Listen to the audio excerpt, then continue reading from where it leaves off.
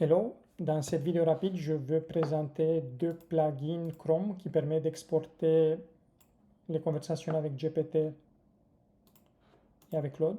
J'ai déjà installé les deux. Pour GPT, le plugin avec qui j'ai déjà joué permet d'exporter soit par défaut tout le contenu d'une conversation avec GPT. J'ai une image, j'ai une table avec 10 colonnes, un post LinkedIn dans un canvas en format Markdown. On peut annuler, on peut sélectionner que les réponses, que les questions. On peut affiner la sélection manuellement, sélectionner, désélectionner des parties. Pour l'exemple, je vais exporter tout. J'ai testé les différents modes. Le seul qui exporte absolument tout, c'est le format Markdown. Il inclut aussi les images. Je vais vous montrer. Je le mets dans un éditeur Markdown. Il y a aussi ces informations qui viennent d'ici. Donc vous faites attention à ne pas inclure ça avant d'envoyer les informations ailleurs.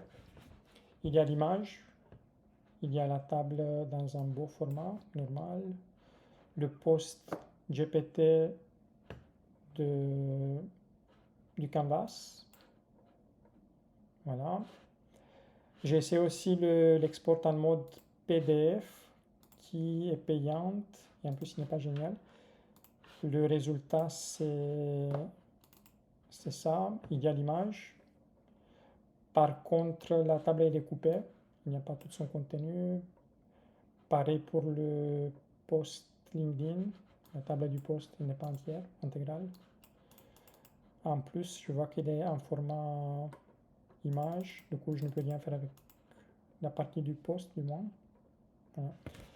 Mais je pense que le plus simple c'est d'utiliser le format Markdown parce que ça va tout inclure.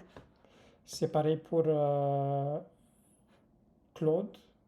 J'ai déjà tout sélectionné, je vais exporter en format Markdown. Et ici, j'avais ajouté des images pour poser des questions à Claude. Et elles y sont dedans. Elle y est juste là, ce que je lui avais demandé. Voilà, mais du coup, il y a ces deux plugins dont je vais mettre les liens dans la description qui permettent d'exporter facilement. Attention quand vous exportez de ne pas inclure des données personnelles. Pour Claude, il n'y a pas. Et c'est tout. Merci pour votre temps.